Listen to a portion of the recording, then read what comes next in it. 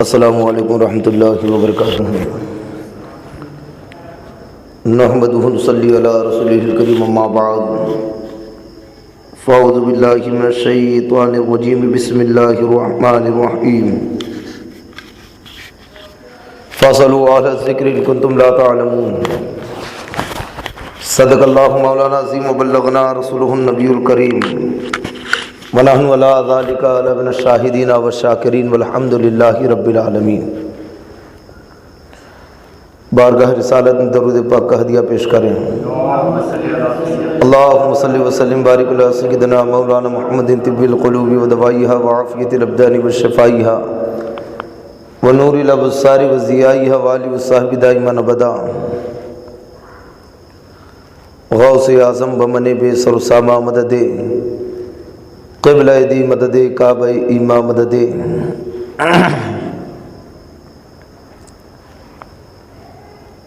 شعبان کا مبارک مہینہ ہے۔ اس مہینے کی 2 تاریخ کو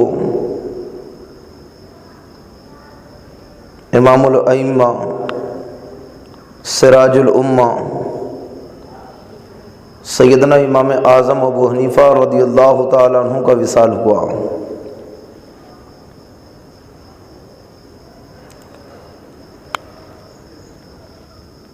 یہ ہمارے لیے بڑے فخر کی بات ہے کہ ہم امام اعظم ابو حنیفہ رضی اللہ تعالیٰ عنہ کے مقلد ہیں اور آپ کی تقلید کرتے ہیں۔ تقلید ایک ایسی ضرورت ہے کہ بغیر اس کے زندگی گزارنا بہت دشوار اور بہت مشکل ہے۔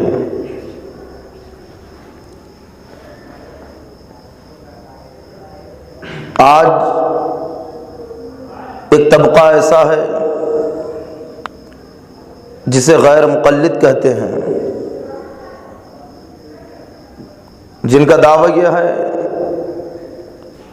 کہ ہمیں کسی امام کی ضرورت نہیں ہے، ہمیں کسی کی تقلید کرنے کی ضرورت نہیں ہے۔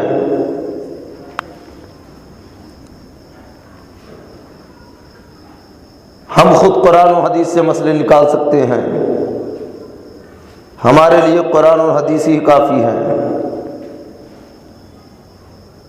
میں ان سے کہتا ہوں کہ جیسا تم سمجھ رہے ہو قرآن سے مسئلے نکالنا،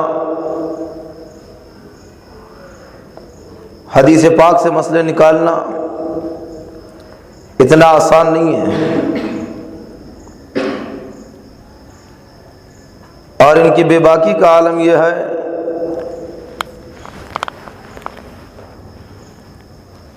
کہ اہل سنت والجماعت کے چھوٹے عالموں کو نہ گنتے ہوئے سیدھے بڑے علماء کے اوپر میں انہوں نے اپنے طنز کے تیر چلائے، بالخصوص حضرت امام اعظم ابو حنیفہ رضی اللہ تعالیٰ عنہ کے اوپر۔ ایک عام سا آدمی سمجھ کر آپ کی شان میں بڑی گستاخیاں کی، امام اعظم کو قیاس کہنے لگے کہ اپنی مرضی سے مسائل بیان کیے، اپنی مرضی سے مسئلے گڑے، جبکہ ساری دنیا کا متفقہ فیصلہ ہے کہ امام اعظم ابو حنیفہ کو اللہ نے وہ ذہانت، وہ علم عطا فرمایا کہ ساری دنیا اس کا جواب نہیں لا سکتی ہے۔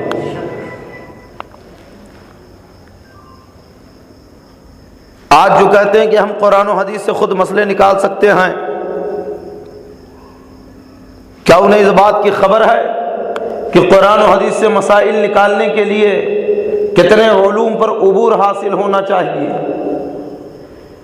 کتنے علوم پر مہارت ہونی چاہیے؟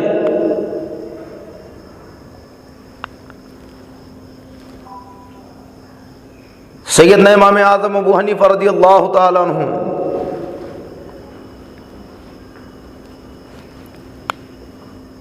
آپ نے قرآن و حدیث میں غور و فکر کیا، خدا داد صلاحیت اور علم کی بنیاد پر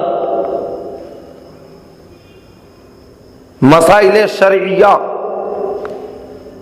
ہمارے سامنے پیش کیے۔ ہم امام اعظم ابو حنیفہ رضی اللہ تعالیٰ عنہ کا احسان مانتے ہیں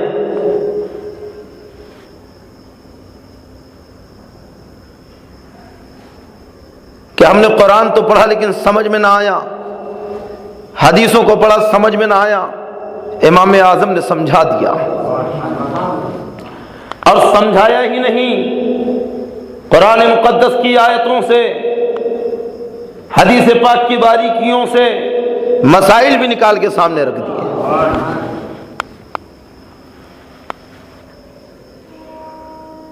آج پوری دنیا کو تقلید کی ضرورت ہے، بغیر تقلید کے مسائل شرعیہ پہ عمل ہو ہی نہیں سکتا۔ جن کا دعویٰ یہ ہے کہ ہم قرآن و حدیث سے مسئلے نکال سکتے ہیں، میں ان سے کہتا ہوں کہ تمہارے سامنے قرآن کی ایک آیت پڑھتا ہوں یا ایک حدیث پڑھتا ہوں، بتاؤ تم نے اس آیت اور حدیث سے کتنے مسئلے نکالے؟ اتنا آسان ہے؟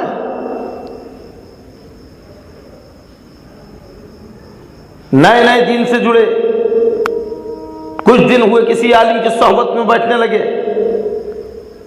اپنی جماعت کے عالم، اور دعویٰ ان کا یہ کہ ہم قرآن و حدیث سمجھنے میں کسی کے محتاج نہیں ہیں۔ ارے یہ دعویٰ بڑے بڑے اکابر اولیاء اور علماء نے نہیں کیا کہ سرکار غوث پاک رضی اللہ تعالیٰ عنہ قرآن کے عالم نہیں تھے؟ کیا آپ کو سرکار کی حدیثیں یاد نہیں تھی؟ لیکن امام سرکار غوث پاک نے بھی اس بات کا دعویٰ نہ کیا کہ میں خود مجتہد ہو گیا ہوں، اب مجھے کسی کی تقلید کی ضرورت نہ کی ہے، بلکہ سرکار غوث پاک رضی اللہ تعالیٰ عنہ حضرت امام احمد ابن حنبل رضی اللہ تعالیٰ عنہ کی تقلید کر رہے ہیں۔ سرکار غریب نواز رحمۃ اللہ علیہ علم دین کی طلب میں کبھی نیشا پور کا سفر کر رکھے ہیں، کبھی سمرقند کا سفر کر رکھے ہیں، کبھی بخارا کا سفر کیا، بڑے بڑے علماء کے سامنے آپ نے زانو ادب طے کر کے علم حاصل کیا ہے، لیکن سرکار غریب نواز نے بھی یہ دعویٰ نہیں کیا کہ میں قرآن و حدیث سمجھنے میں کسی کا محتاج نہ کی ہوں، یعنی آپ نے یہ نہ کہا کہ میں قرآن و حدیث سے خود مسئلے نکال سکتا ہوں، اب مجھے کسی امام کی ضرورت نہ کی ہے، کسی کی تقلید کی ضرورت نہ کی ہے، بلکہ سرکار غریب نواز رحمۃ اللہ علیہ امام اعظم ابو حنیفہ کی پیروی کر رہے ہیں۔ علامہ جلال الدین سیوطی، علامہ فخر الدین رازی، امام غزالی، امام اوزاعی، امام شارانی، علامہ قاضی ایاز، بڑے بڑے اکابر علماء اس روئے زمین پہ تشریف فرما ہوئے، لیکن کسی نے یہ دعوی بے باک نہ کیا کہ ہمیں قرآن و حدیث سمجھنے کے لیے کسی امام کی ضرورت نہ کی ہے، ہم خود ہی قرآن و حدیث سے مسئلے نکال سکتے ہیں۔ کسی کا یہ دعویٰ نہ تھا، بلکہ ان میں سے ہر ایک کسی نہ کسی امام کا مقلد تھا، کسی نہ کسی امام کی پیروی کر رہا تھا۔ تقلید بہت ضروری ہے۔ یہ ہمارے پر الزام لگاتے ہیں کہ تم ہر معاملے میں تقلید کرتے ہو۔ آئیے اس تعلق سے میں آپ کو کچھ سمجھاؤں کہ تقلید ہر مسائل میں نہیں کی جاتی ہے۔ پہلے تو یہ سمجھیے تقلید کسے کہتے ہیں۔ تقلید کا لغوی معنی ہوتا ہے گلے میں پٹا ڈالنا، اور تقلید کا شرعی معنی ہے کسی کے قول و فعل کو اپنے لیے حجت بنا کر اس پہ عمل پیرا ہو جانا۔ مطلب یہ ہے کہ ہمیں قرآن سے مسائل نکالنا نہیں آتا، حدیثوں سے احکام کس طریقے سے نکالے جاتے ہیں ہمیں اس کی خبر نہیں ہے، لیکن قرآن و حدیث پہ عمل کرنا ہے۔ ہر مسلمان کو قرآن و حدیث پہ عمل کرنا ہے۔ اب عمل کرنے کے لیے طریقہ عمل کا ہونا ضروری، قرآن پہ عمل کرنے کے لیے قرآن کے مسائل کا جاننا ضروری، حدیثوں سے جو مسئلے نکلے ہیں ان کا جاننا ضروری، ہمیں تو نہیں آتا نکالنا، تو ہم نے امام اعظم ابو حنیفہ رضی اللہ تعالیٰ عنہ کہ اخذ کردہ مسائل کو اپنے لیے دلیل و حجت بنا لیا اور اسی پہ عمل کر رہے ہیں۔ شرعی مسائل تین طرح کے ہوتے ہیں۔ عقائد، قرآن و حدیث سے جو مسئلے نکلتے وہ تین طرح کے ہیں۔ پہلا ہے عقائد، دوسرا وہ مسائل کہ جن کی صراحت، جن کی ڈیٹیل قرآن و حدیث میں موجود نہ ہو، اور تیسرا وہ جس کی ڈیٹیل موجود ہو۔ صرف ایک مسئلے میں تقلید جائز ہے، دو مسئلوں میں تقلید نہیں کی جائے گی۔ عقائد میں کسی کی تقلید جائز نہیں ہے۔ اللہ ایک ہے، ہم اس لیے نہیں مانتے کہ امام اعظم نے کہا، بلکہ اس لیے مانتے کہ خود اللہ نے فرمایا قل هو اللہ احد۔ اللہ نے بندوں کی ہدایت کے لیے نبیوں کو بھیجا، کتابیں اتاری، فرشتے ہیں، جنت ہے، جہنم ہے، قیامت ہے، مرنے کے بعد اٹھایا جائے گا، سوال و جواب ہوگا، حساب و کتاب ہوگا۔ یہ ساری چیزیں ہم صرف اور صرف قرآن و حدیث کے حوالے سے مانتے ہیں، کسی امام کی تقلید کے تحت نہیں مانتے ہیں۔ تو عقائد میں کسی کی تقلید نہیں کی جائے گی۔ ایسے ہی وہ مسائل جن کی صراحت قرآن و حدیث میں موجود ہو، جیسے نمازوں کی رکعتیں قرآن و حدیث میں موجود ہے، رمضان کے روزے، حج کے مسائل، تو ان چیزوں میں ہم کسی کی تقلید نہیں کریں گے۔ یعنی ہم یہ نہیں کہیں گے کہ ہم 5 ٹائم کی نماز اس لیے پڑھتے ہیں کہ فقہ اکبر میں امام اعظم نے کہا، یہ نہیں کہیں گے، بلکہ ہم 5 وقت کی نماز اس لیے پڑھتے ہیں کہ رسول اللہ نے کہا ہے، اللہ کا فرمان ہے۔ تیسری قسم وہ مسائل کہ جن کی ڈیٹیل اور صراحت قرآن و حدیث میں موجود نہ ہو، اسی تیسری قسم کے مسائل میں تقلید کی جائے گی کہ قرآن کی وہ رموز، وہ اسرار، حدیث کی وہ باریکیاں، جہاں پہ یہ قانون، یہ مسائل پنہا ہیں، ہم نہیں جانتے، امام اعظم نے ہمیں سمجھا دیا، امام شافعی نے سمجھایا، امام مالک نے سمجھایا، امام احمد بن حنبل نے سمجھایا، تو یہ ہوئے مجتہدین۔ اب میں یہ بھی بتا دوں کہ تقلید کون کرے گا، کون نہیں کرے گا۔ مکلف مسلمان 2 طرح کے ہیں۔ مسلمانوں کی 2 قسمیں ہیں۔ مکلف وہ جنہیں اللہ نے اتنا علم عطا فرمایا کہ قرآن و حدیث میں غور و فکر کر کے مسائل نکال لیں، انہیں مجتہد کہتے ہیں۔ اور غیر مکلف وہ کہ جنہیں اتنا علم نہ ہو کہ قرآن و حدیث میں غور کر کے مسئلے نکالیں۔ تو جو مکلف ہیں انہیں مجتہد کہتے ہیں کہ جنہیں اللہ نے اتنا علم دیا، اتنی صلاحیتیں ان کے اندر رکھی ہیں کہ وہ قرآن و حدیث کے اندر غور و فکر کر کے مسائل نکال لے، تو ان کے لیے تقلید جائز نہیں ہے، بلکہ وہ خود اپنے نکالے ہوئے مسائل پہ عمل کریں گے، وہ کسی اور کی اتباع اور پیروی نہیں کریں گے۔ جو مسئلے انہوں نے اپنے علم اور اپنے ذہن کی بنیاد پر نکالے ہیں قرآن و حدیث سے، انہی مسائل پر انہیں عمل کرنا ضروری ہے۔ لیکن وہ جن کے پاس میں علم نہیں ہے، قرآن و حدیث سے مسئلے نہیں نکال سکتے، تو وہ ان کی اتباع اور پیروی کریں گے جو قرآن و حدیث سے مسئلے نکال سکتے ہیں، بلکہ نکال کے پیش کر دیا، جیسے امام اعظم ابو حنیفہ، امام شافعی، امام مالک۔ اور پھر مجتہدین کے 6 طبقے ہیں، 6 قسمیں ہیں۔ مجتہد فی الشرع، مجتہد فی المذہب، مجتہد فی المسائل، اصحاب التخریج، اصحاب الترجیح، اصحاب التمیز۔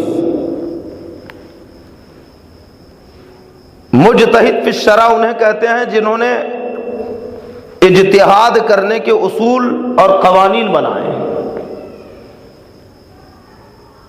جیسے حضرت امام اعظم ابو حنیفہ رضی اللہ تعالیٰ عنہ اور حضرت امام شافعی۔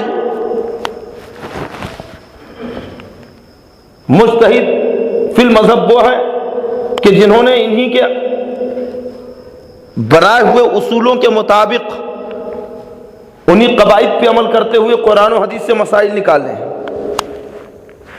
تو یہ اس قواعد میں تو امام اعظم کے مقلد ہوئے، لیکن مسائل میں خود مجتہد ہے، جیسے حضرت امام ابو یوسف، حضرت امام محمد، حضرت عبداللہ ابن مبارک وغیرہ۔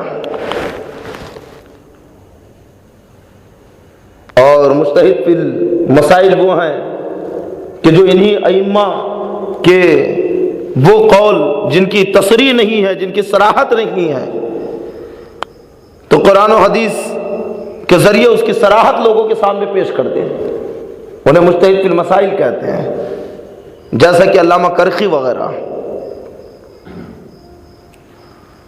اصحاب الترجیح یہ وہ ہیں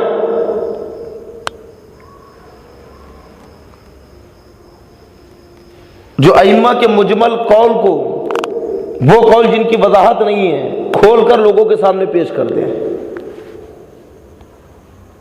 اصحاب التخریج، اصحاب الترجیح جو اماموں کے قولوں میں سے کسی قول کو ترجیح دے، جیسے حضرت امام اعظم کا قول امام محمد نے فرمایا، امام ابو یوسف نے فرمایا، تو ان میں سے کسی قول کو ترجیح دے دے، وہ اصحاب الترجیح۔ اور اصحاب التمیز جو قول اقوی، قول ضعیف، ان چیزوں میں تمیز کر دیں، یہ مجتہدین کے 6 طبقے ہیں۔ آج جو یہ دعویٰ کرتے ہیں کہ ہم قرآن و حدیث سے خود مسئلے نکال سکتے ہیں، میں ان سے پوچھتا ہوں بتاؤ تم مجتہدین کے کس طبقے سے تعلق رکھتے ہو؟ یہ کوئی معمولی شخصیتیں نہیں ہیں، یہ وہ عظیم گروہ ہے کہ جنہوں نے مسائل شرعیہ کو صحیح طور پر امت مسلمہ کے سامنے رکھ دیا، ہمارے لیے آسانی فراہم فرمائی۔ امام اعظم ابو حنیفہ رضی اللہ تعالیٰ عنہ اور دیگر ائمہ مجتہدین کا احسان ماننا چاہیے کہ ہمیں قرآن سمجھ میں نہیں آیا، انہوں نے سمجھا دیا۔ ہم حدیث نہیں جانتے تھے، انہوں نے ہمیں حدیثیں سمجھا دی، حدیثوں سے احکام نکال کے ہمارے سامنے پیش کر دیے۔ بجائے احسان ماننے کے کوئی انہیں قیاس کہہ رہا ہے، ان کی شان میں گستاخی کر رہا ہے۔ ارے امام اعظم کا مقام، اب بے باکی تو یہ کہہ دیا کہ امام اعظم کو حدیثیں آتی کہاں تھی، کچھ ہی حدیثیں یاد تھی، معاذ اللہ۔ امام اعظم کے بارے میں کہہ رہا ہے، اور جواب میں یہ کہتا ہے کہ اگر امام اعظم کو حدیثیں یاد ہوتی تو ان کے شاگرد حدیثوں کو روایت کرتے۔ امام اعظم تو کوئی حدیث مروی نہیں ہے، اس لیے امام اعظم محدث نہیں ہے۔ اور کتنی جھوٹ اور غلط بات کہی ہے، اس کے جواب میں علامہ جلال الدین سیوطی رحمۃ اللہ علیہ بہت پہلے ایک رسالہ لکھ چکے ہیں، اور اس رسالے میں امام جلال الدین سیوطی رحمۃ اللہ علیہ نے ان حدیثوں کو جمع کیا ہے جو حضرت امام اعظم ابو حنیفہ رضی اللہ تعالیٰ عنہ نے روایت فرمائی ہے،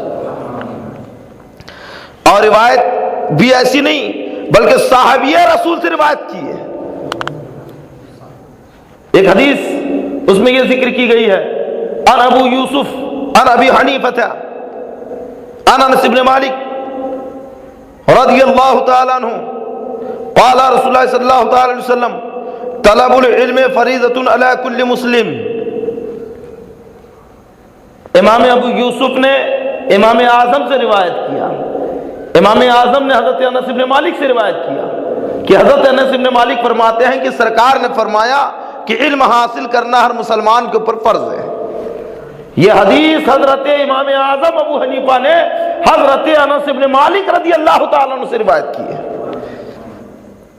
7 صحابہ اکرام کی زیارت حضرت امام اعظم ابو حنیفہ نے کی ہے۔ 70 ہجری میں آپ کی ولادت ہوئی ہے، یہاں تک کہ حضرت جابر بن عبداللہ سے بھی آپ کی ملاقات ہوئی ہے، حضرت انس بن مالک سے آپ نے حدیثیں سنی ہے، حضرت جابر سے حدیثیں سنی ہے۔ جس وقت امام اعظم ابو حنیفہ کے بچپنے کا زمانہ تھا، آپ کوفہ میں تھے، اس وقت 2 صحابہ کوفہ میں موجود تھے، اور اتنی دور کی ہاکی کہ امام اعظم ابو حنیفہ کو حدیثیں یاد نہیں تھی۔ ارے امام اعظم مجتہد تھے، مجتہد، اور مجتہد کو محدث سے زیادہ حدیث پہ عبور ہوتا ہے۔ محدث کا کام ہوتا ہے حدیث روایت کر دینا، لیکن مجتہد کا کام ہوتا ہے ان حدیثوں کے اوپر غور و فکر کرنا۔ محدث کی نظر صرف حدیثوں پر اور راویوں کے ناموں پر ہوتی ہے، لیکن مجتہد کی نظر راویوں کی ذات پر ہوتی ہے۔ اگر کسی ایک حدیث کے اندر 5 سندیں ہیں، 5 سلسلے ہیں راویوں کے، تو ہر ایک راوی کے اوپر مجتہد کی نظر ہوتی ہے کہ ان میں سے 5 کی 5 متقی تھے کہ نہیں، پرہیزگار تھے کہ نہیں، کبھی جھوٹ تو نہیں کہا ہے، کبھی غیبت تو نہیں کی ہے، کہاں پیدا ہوئے، کہاں انتقال ہوا، کیا کماتے تھے، کیا کھاتے تھے، کوئی نماز تو نہیں چھوڑی ہے، کوئی روزہ تو نہیں چھوڑا ہے، برابر اپنے مال کی زکات نکالی تھی کہ نہیں نکالی تھی۔ محدث تو حدیث کو دیکھتا ہے، لیکن مجتہد حدیث کو بھی دیکھتا ہے، راویوں کے حالات کو بھی دیکھتا ہے، جبھی تو وہ مسائل اخذ کرتا ہے اور لوگوں کو بتاتا ہے کہ یہ حدیث حسن ہے، یہ حدیث صحیح ہے، یہ ضعیف ہے، یہ غریب ہے، یہ عزیز ہے، یہ حسن لذاتی ہی ہے، یہ حسن لغیرہ ہی ہے۔ یہ حدیث کا تعین کیسا؟ راویوں کے اوپر موقوف ہے۔ فی نفسہ، متن میں اختلاف نہیں ہوتا، متن میں ذوف پیدا نہیں ہوتا ہے، فی نفسہ ہی راویوں کے ذوف کی وجہ سے متن میں حدیث میں ذوف آتا ہے۔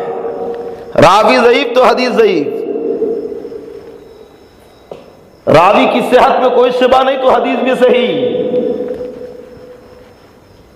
امام اعظم ابو حنیفہ کو ان تمام علوم کے اوپر عبور حاصل تھا، اور بس یوں ہی کہہ دیا کہ کچھ حدیثیں یاد تھی۔ میں آپ کو بتاؤں کہ حضرت امام اعظم ابو حنیفہ رضی اللہ تعالیٰ عنہ کے 4000 استاد تھے۔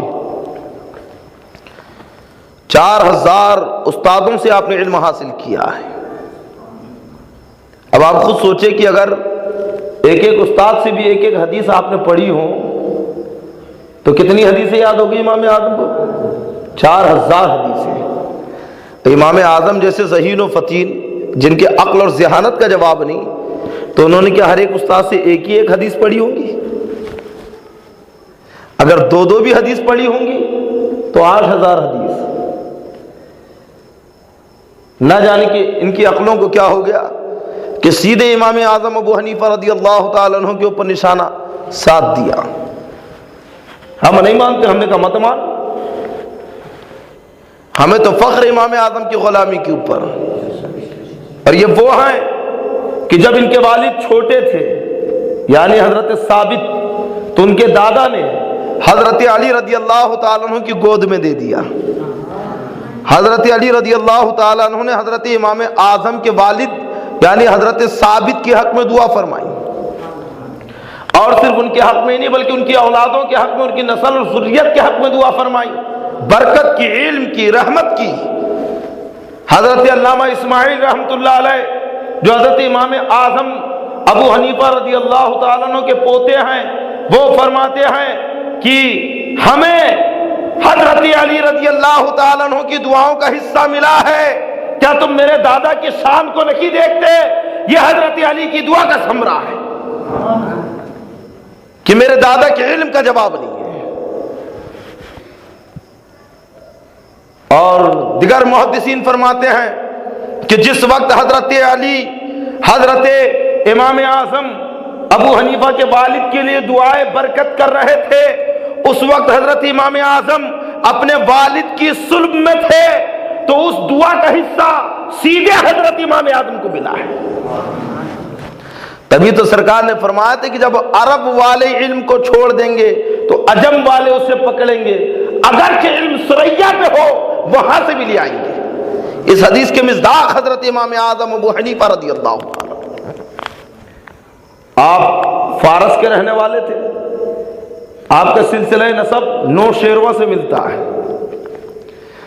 علامہ اسماعیل جو آپ کے پوتے ہیں وہ فرماتے کہ ہم میں کبھی غلامی نہیں آئی، یعنی ہم میں کبھی کوئی غلام نہیں بنا ہے۔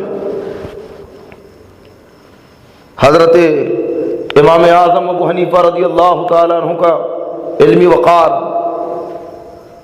اور بہت سارے آپ سے تعصب رکھنے والے بھی تھے۔ حضرت عبداللہ ابن مبارک رضی اللہ تعالیٰ عنہ فرماتے ہیں کہ جب میں بیروت حضرت امام اوزاعی کے پاس گیا پڑھنے کے لیے، تو حضرت امام اوزائی نے پوچھا کہ کہاں سے آئے ہو؟ میں نے کہا عراق سے۔ تو کہا عراق میں وہ کون ہے؟ نعمان ابن ثابت۔ میں نے سنا ہے کہ وہ اپنی مرضی سے بہت مسائل گڑتا ہے، اپنی مرضی سے مسئلے بتاتا ہے۔ حضرت عبداللہ ابن مبارک نے کچھ نہ کہا، یہ امام اعظم کے خاص شاگردوں میں سے ہے۔ اور میں تو کہتا ہوں کہ امام اعظم کے شاگردوں کی اگر فہرست دیکھ لی جائے تو دنیا دنگ رہ جائے کہ جن کے شاگردوں کی یہ شان ہے تو استاد کی شان کیا ہوگی۔ حضرت فضیل ابن عیاض، حضرت ابراہیم ابن ادہم، حضرت امام ابو یوسف، حضرت امام محمد، یہ سب کے سب امام اعظم کے شاگرد ہیں۔ کچھ دنوں کے بعد میں حضرت عبداللہ ابن مبارک امام اوزائی کی بارگاہ میں گئے اور کچھ کاغذات پیش کیے جس میں لکھا ہوا تھا قال ابو حنیفہ، امام اعظم کے مسائل جو آپ نے اخذ کیے تھے لکھے تھے۔ امام اوزائی نے بغور اس کا مطالعہ کیا اور فرماتی کہ ابو حنیفہ کون ہے؟ تو حضرت عبداللہ ابن مبارک فرماتے ہیں کہ میں انہی کی صحبت میں رہا کرتا تھا۔ تو حضرت امام اوزائی کہتے ہیں کہ ارے یہ تو بہت بڑے ہیں، بہت عظیم آدمی ہیں، بہت بڑے عالم ہیں۔ تو حضرت عبداللہ ابن مبارک فرماتے ہیں کہ حضور یہ وہی نعمان ابن ثابت ہے کہ جس کے بارے میں آپ نے کہا تھا کہ اپنی مرضی سے مسئلے کرتا ہے۔ تو حضرت امام اوزائی نے بھی کہا تھا کہ مجھے اپنی رائے بدلنا ہوگا، امام اعظم وہ نہیں ہے جو میں سوچا کرتا تھا۔ واقعی ان کی علمی شخصیت کا جواب نہیں ہے، ان کی ذہانت اور عقل کا جواب نہیں ہے۔ حضرت امام اعظم ابو حنیفہ کی عمر جب 20 سال کی ہوئی تھی، 20 سال سے کچھ زیادہ، تب آپ نے علم کی طرف قدم بڑھایا۔ امام شعبی رحمۃ اللہ علیہ سے ملاقات ہو گئی۔ فرماتے ہیں کہ کیا علم حاصل کرتے ہو؟ کا نہیں۔ فرمایا کہ میں تمہارے چہرے کے اوپر علمی جلالت دیکھ رہا ہوں، تم علماء کی صحبت میں بیٹھا کرو۔ حضرت امام اعظم ابو حنیفہ رضی اللہ تعالیٰ عنہ علماء کی صحبت میں بیٹھنے لگے۔ آپ نے سب سے پہلے علم کلام حاصل کیا۔ علم کلام میں آپ کا جواب نہیں تھا۔ حضرت امام اعظم ابو حنیفہ رضی اللہ تعالیٰ عنہ کی بارگاہ میں ایک عورت آئی اور آنے کے بعد میں ایک مسئلہ پوچھا کہ حضور طلاق دینے کا سنت طریقہ کیا ہے، یعنی سنت طریقے پہ کس طریقے سے طلاق دی جائے۔ حضرت امام اعظم رضی اللہ تعالیٰ عنہ لاجواب ہو گئے، اس کا کوئی جواب نہ دیا۔ فرماتے ہیں کہ جا حضرت حماد کی بارگاہ میں چلی جا اور ان سے جا کے یہ مسئلہ پوچھ، اور وہ جو بھی جواب دے دے تو آ کر مجھے وہ بتانا۔ جب وہ عورت چلی گئی اور مسئلہ پوچھ کے آئی، امام اعظم کو جواب بتایا، تو آپ سوچنے لگے کہ ابو حنیفہ تیرا علم کلام میں جواب نہیں ہے، بڑے پڑھو کہ تو علم کلام میں منہ بند کر دیتا ہے، لیکن ایک عورت نے آج ایک مسئلہ پوچھ کر لاجواب کر دیا۔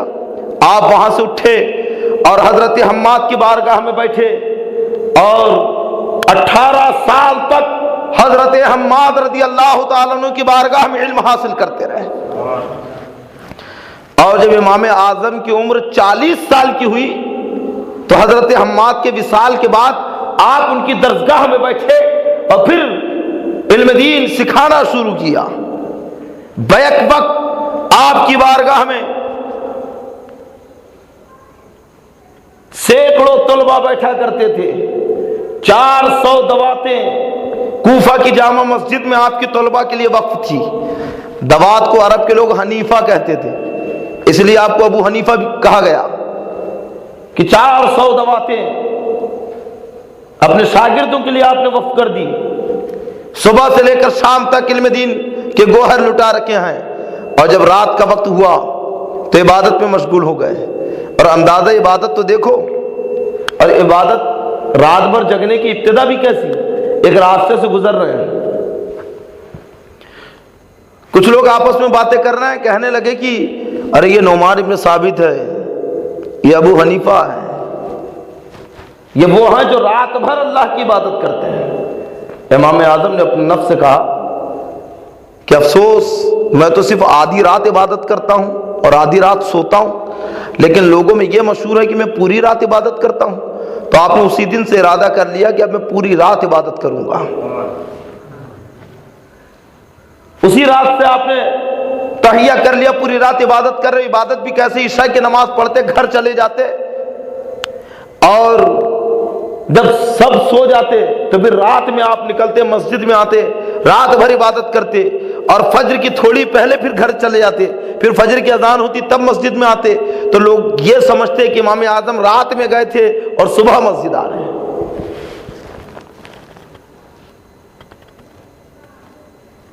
آپ کی بارگاہ میں بڑے بڑے اکابر اس زمانے کے علماء حاضری دے رکھے ہیں، اور جو اعتراض امام اعظم کے اوپر میں آج کیا جا رہا ہے اس وقت بھی لوگوں نے اٹھایا تھا، لیکن اس وقت کے بڑے بڑے علماء نے ان اعتراضوں کا رد کیا تھا۔ حضرت عبداللہ ابن مبارک فرماتے ہیں کہ کوفہ کی مسجد میں امام اعظم بیٹھے ہوئے تھے، حضرت امام جعفر صادق رضی اللہ تعالیٰ عنہ، حضرت سفیان ثوری رضی اللہ تعالیٰ عنہ اور دیگر علماء اعظام مسجد میں آئے اور امام اعظم سے کہا کہ نعمان، ہم نے سنا ہے کہ آپ اپنی مرضی سے مسائل بیان کرتے ہیں۔ تو حضرت امام اعظم ابو حنیفہ فرماتے کہ نہیں حضور، ایسی کوئی بات نہیں کی ہے۔ تو کہا تم پھر کس طریقے سے مسئلے لوگوں کے سامنے پیش کرتے ہو؟ تو امام اعظم ابو حنیفہ رضی اللہ تعالیٰ عنہ فرماتے ہیں کہ حضور، میں پہلے قرآن میں تلاش کرتا ہوں، اور جب قرآن میں نہیں ملتا ہے تو میں حدیث دیکھتا ہوں، اور جب حدیث میں نہیں ملتا ہے تو میں صحابہ کرام کے اجماع کو دیکھتا ہوں، صحابہ کرام کے قول و فعل کو دیکھتا ہوں، اور جب اس میں بھی نہ ملے تو پھر میں انہی چیزوں کے اوپر قیاس کرتا ہوں، اور پھر قیاس کر کے اس مسئلے کو لوگوں کے سامنے پیش کرتا ہوں۔ حضرت امام جعفر صادق رضی اللہ تعالیٰ عنہ نے امام اعظم کی پیشانی کو بوسہ دیا اور فرمائے کہ بے شک یہی ترتیب ہمارے آقا نے عطا فرمائی ہے کہ جب معاذ ابن جبل کو یمن کا قاضی بنا کر بھیجا تو سرکار نے فرمایا کہ معاذ فیصلے کیسے کرو گے؟ تو حضرت معاذ ابن جبل نے کہا تھا یا رسول اللہ قرآن سے فیصلہ کروں گا۔ سرکار نے فرمایا کہ اگر قرآن میں نہ پاؤ تو کہا یا رسول اللہ آپ کی حدیثوں سے فیصلہ کروں گا۔ اللہ کے نبی نے فرمایا کہ حدیثوں میں بھی نہ پاؤ تو پھر کہا تھا اجتہد بالرأی، اے اللہ کے نبی میں اپنی رائے سے فیصلہ کروں گا۔ سرکار نے حضرت معاذ ابن جبل کے سینے پہ ہاتھ رکھا، آپ کو دعائیں دی۔ یہیں سے اجتہاد کی اصل مل گئی کہ سرکار نے اجتہاد کرنے کا حکم صحابہ کو دیا تھا۔ حضرت امام اعظم ابو حنیفہ رضی اللہ تعالیٰ عنہ کی زندگی کے مختلف پہلو ہیں، جہاں آپ کی علمی شخصیت کا جواب نہ کی، وہیں آپ کی حاضر جوابی کا جواب نہیں، وہیں آپ کا تقوی، پرہیزگاری، عبادت، ریاضت، مختلف گوشے ہیں آپ کی زندگی کے۔ تقوی کا عالم تو یہ ہے کہ ایک مرتبہ کوفے میں بکری چوری ہو گئی۔ آپ نے ماہر حیوانات سے پوچھا کہ بکری کی عمر کتنی ہوتی ہے زیادہ سے زیادہ؟ تو اس نے کہا حضور 7 سال۔ بکری زیادہ سے زیادہ 7 سال تک زندہ رہ سکتی ہے۔ تو حضرت امام اعظم ابو حنیفہ نے اس کے بعد سے لے کر 7 سال تک کوفہ میں بکری کا گوشت نہیں کھایا کہ نہ جانے کوئی وہی چوری کی بکری کھلا دے۔ یہ آپ کا تقویٰ ہے اور آپ کی سخاوت۔ ایثار کا عالم یہ ہے کہ ایک مرتبہ ایک بوڑھی عورت آپ کی بارگاہ میں آئی، آپ بہت بڑے تاجر تھے، کپڑوں کی تجارت کرتے تھے، تحفے تحائف لوگوں کو پیش کرتے تھے، اور سخاوت تو ایسی عظیم تھی آپ کی کہ جب بھی کوئی چیز اپنے لیے پسند کرتے تو کوفہ کے سارے علماء کے لیے پسند کرتے۔ اگر کوئی کپڑا اپنے لیے خریدتے تو اسی قسم کا کپڑا کوفہ کے پورے علماء کے لیے خریدتے۔ یہاں تک کہ کوفہ کے بہت سے ایسے عالم تھے کہ جن کے وظیفے حضرت امام اعظم کے پاس میں بندے ہوئے تھے، آپ ہر مہینے انہیں پیسہ عطا فرماتے تھے۔ جب اپنے لیے آپ میوہ یا اناج خریدتے تو کوفہ کے سارے علماء کے لیے خریدتے تھے۔ عوام میں بھی یہ سخاوت تھی آپ کی۔ ایک بڑی عورت آئی، کپڑے کا تھان رکھا، کہا حضور مجبور ہوں، پیسوں کی ضرورت پڑ گئی، یہ کپڑا بیچنا چاہتی ہوں، کتنے میں خریدیں گے؟ حضرت امام اعظم ابو حنیفہ فرماتے ہیں کہ خاتون تو کتنے میں بیچنا چاہے گی؟ تو بڑی عورت کہتی ہے کہ حضور 100 درہم دے دیجیے۔ آج کا دور تو بڑا خطرناک دور ہے، آج بھی لوگ مجبوری کی وجہ سے اپنی کچھ قیمتی چیزیں بیچتے ہیں، لیکن خریدار موقع کا فائدہ اٹھاتا ہے، آدمی کی مجبوری کا فائدہ اٹھاتا ہے اور اس چیز کی قیمت گرانے کی کوشش کرتا ہے۔ کہ نقد دوں گا اور کم کر، فوراً دوں گا پیسے اور کم کر. ہوتا ہے کہ نہیں، ہم مجبوری کا فائدہ اٹھاتے ہیں لوگوں کی. لیکن قربان جائیے امام اعظم کی سخاوت کے اوپر. جب بوڑھی نے کہا کہ حضور اس کے 100 درہم دے دیجئے، سیدنا امام اعظم ابو حنیفہ رضی اللہ تعالیٰ عنہ فرماتے ہیں کہ ایک خاتون کپڑا بہت قیمتی ہے، 100 درہم کم ہے، کچھ اور پیسے بڑھا. عورت سکتے میں آ گئی کہ پہلی بار کوئی ایسا تاجر دیکھا ہے جو مال بھی خریدے قیمت بھی بڑھائے. کہ حضور ایک کام کریے 200 درہم دے دیجیے. تو امام اعظم فرماتے ہیں کہ 200 درہم بھی بہت کم ہے، کپڑا بہت زیادہ قیمتی ہے. تو عورت کہتی ہے اچھا 300 درہم دے دیجیے. تو امام اعظم فرماتے کہ 300 بھی کم ہے. بوڑھی کہتی ہے کہ مجھے شک ہو رہا ہے کہ کہیں آپ مذاق تو نہیں کر رہے ہیں، کہ کوئی خریدار ایسا کرے کہ مال خریدے اور اس مال کی قیمت بھی بڑھائے. امام اعظم فرماتے ہیں کہ مال کے اعتبار سے قیمت کم ہے تو اور بڑھا. بڑھیا کہتی ہے 400 دے دیجیے. امام اعظم فرماتے ہیں کہ اور بڑھا. تو کہتی ہے 500 درہم دے دیجیے. امام اعظم فرماتے اور بڑھا کہ 600 درہم دے دیجیے. پھر امام اعظم ابو حنیفہ نے 700 درہم میں اس کپڑے کو خریدا. اگر ہم تم ہوتے تو کیا کرتے؟ مجبوریوں سے فائدہ اٹھاتے ہیں. لیکن امام اعظم ابو حنیفہ رضی اللہ تعالیٰ عنہ کی صلاحیت، آپ کی شخصیت، آپ کی سخاوت. ایک مرتبہ ایک شخص کے اوپر آپ کے 10,000 درہم قرض تھے. مدت معینہ گزر گئی کہ حضور اتنی تاریخ کو دے دوں گا، لیکن تاریخ نکل گئی. ایک مرتبہ امام اعظم تشریف لا رکھے ہیں، وہ آدمی بھی جا رہا ہے. اچانک دیکھا کہ امام اعظم آ رہے ہیں، شرمسار ہو گیا کہ حضرت آ رہے ہیں، انہیں کیسا منہ دکھاؤں، ان کا قرض میرے اوپر ہے. وقت نکل گیا تو داہنی طرف دیکھا ایک گلی ہے، وہیں سے مڑ گیا. امام اعظم نے دیکھ لیا تھا کہ وہ آپ کو دیکھ کر راستہ کاٹ رہا ہے. اتفاق سے وہ گلی ادھر سے بند تھی. واپس ہوا، جیسے ہی واپس ہوا امام اعظم سے نگاہیں چار ہو گئی. فرماتے کہ بندے خدا مجھے دیکھ کے کیوں بھاگ رہا ہے؟ تو کہتا حضور 10,000 درہم میرے اوپر قرضہ ہے، مدت معینہ نکل گئی، قرض ادا نہ کر سکا، شرمندہ ہوں. حضرت امام اعظم فرماتے ہیں کہ وہ پیسہ کس کام کا جس سے کسی مسلمان کا دل دکھے؟ اے بندے خدا جا، میں نے اللہ کے لیے وہ قرضہ معاف کر دیا.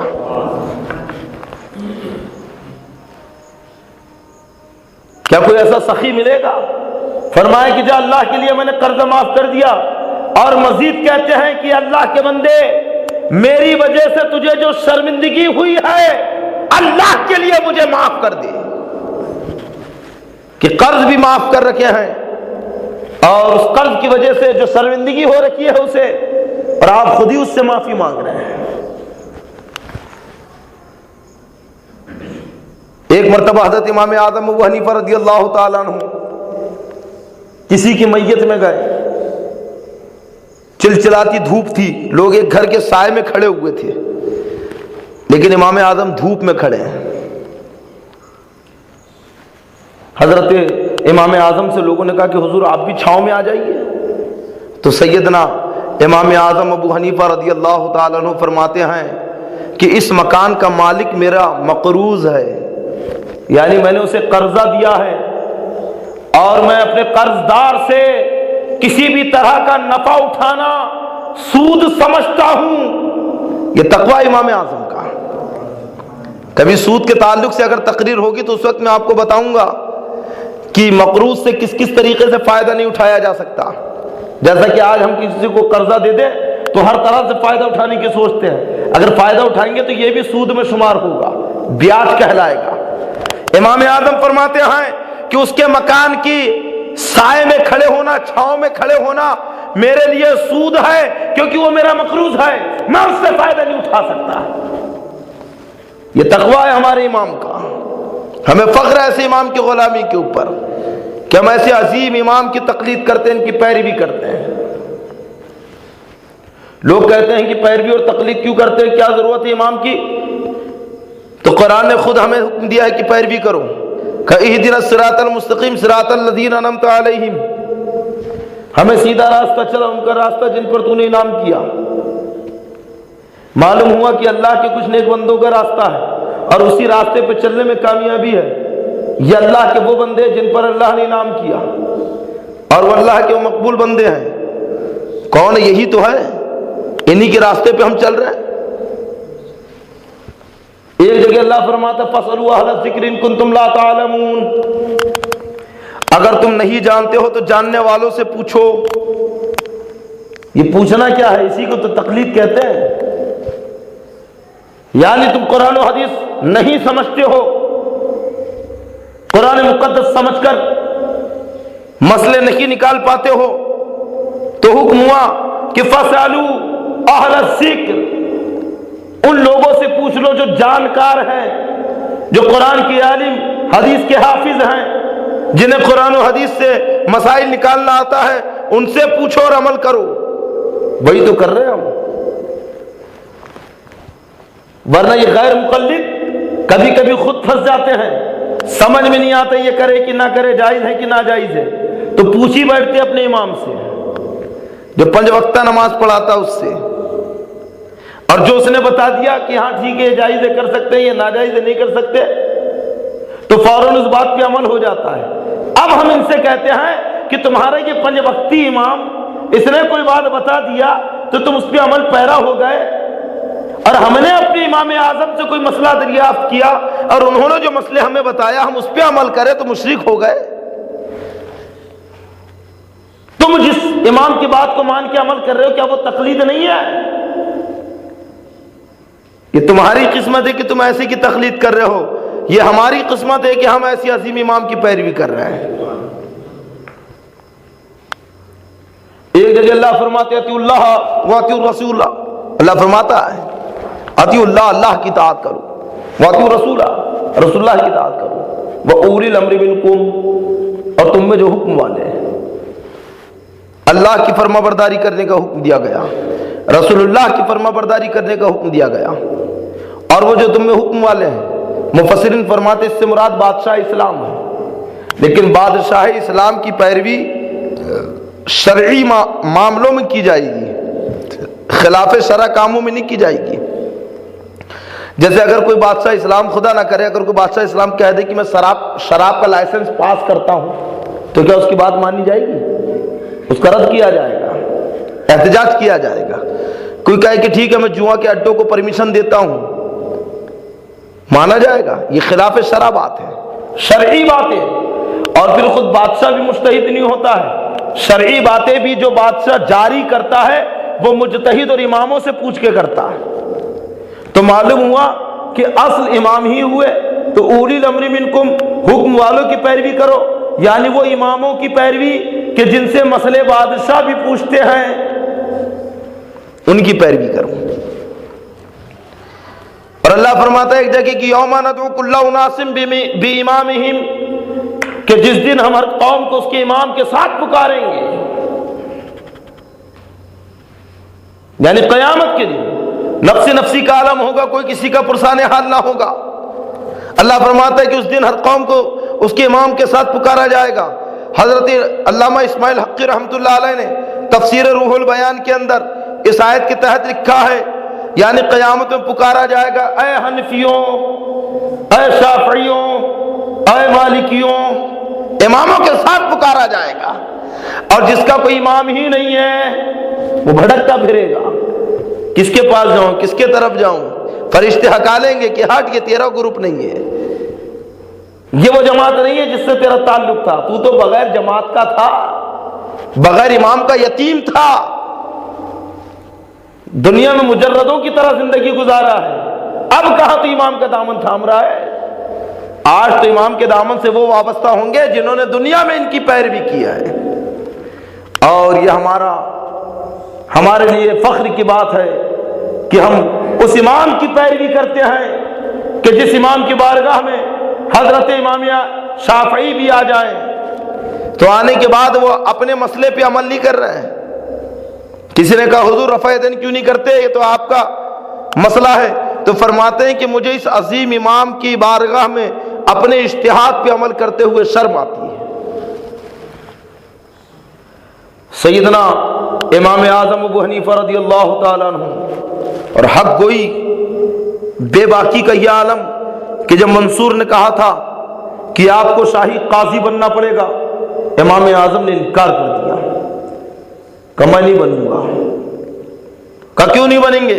امام اعظم نے کہا تھا میں اس کا اہل نہیں ہوں، میں اس کا حق نہیں رکھتا۔ تو منصور نے کہا تھا کہ آپ جھوٹ کہہ رہے ہیں، تو امام اعظم نے برجستہ کہا تھا کہ جھوٹے کو قاضی بنانا جائز نہیں ہے۔ تیرے نزدیک میں جھوٹا ہوں تو جھوٹے کو قاضی بنانا جائز نہیں ہے۔ ظالم نے آپ کو قید کر دیا، روز قید خانے میں آپ کو کوڑے لگائے جا رکھے ہیں، لیکن امام اعظم کی شخصیت کا عالم یہ تھا کہ قید خانے میں جانے کے بعد اور زیادہ نکھار پیدا ہو گیا شخصیت میں، لوگوں کا ہجوم قید خانے میں جا رہا ہے۔ حضرت امام محمد نے ایک مدت دراز تک قید خانے میں امام اعظم سے علم حاصل کیا، بڑے بڑے باہر سے علماء آ رہے قید خانے میں ملاقات کے لیے جا رہے ہیں۔ منصور نے دیکھا کہ اگر یہی معاملہ رہا تو لوگ اس کے خلاف کھڑے ہو جائیں گے، تو اس نے حضرت امام اعظم کو قید خانے کے اندر زہر دے دیا۔ جب سیدنا امام اعظم کو دھوکے سے کھانے میں زہر دیا گیا اور زہر کا اثر جب آپ کو محسوس ہوا تو آپ نے سجدے میں سر رکھ دیا اور اسی حالت میں آپ کا وصال ہوا۔ جب آپ کا جنازہ تیار ہوا تو پہلی ہی مرتبہ امام اعظم کے جنازے کی نماز 6 مرتبہ ہوئی ہے، تو پہلی مرتبہ جو جنازے کی نماز ہوئی تھی تو اس میں 50,000 لوگ تھے۔ اس طریقے سے ہزاروں لوگ ایک ایک بار میں نماز پڑھ رہے ہیں، اور آخر میں 6ویں بار حضرت حماد نے نماز پڑھی ہے جو آپ کے بیٹے ہیں۔ کوفہ کی قبرستان میں آپ کو دفن کیا گیا، تو آپ کو دفن کرنے کے 20 دن بعد تک لوگ آپ کی قبر پہ آ کر جنازے کی نماز پڑھتے رہے۔ اس سے امام اعظم کی مقبولیت کا اندازہ لگائیے، اور آپ کی مقبولیت اسی سے معلوم ہوتی ہے کہ آج پوری دنیا میں سب سے زیادہ حنفی ملیں گے،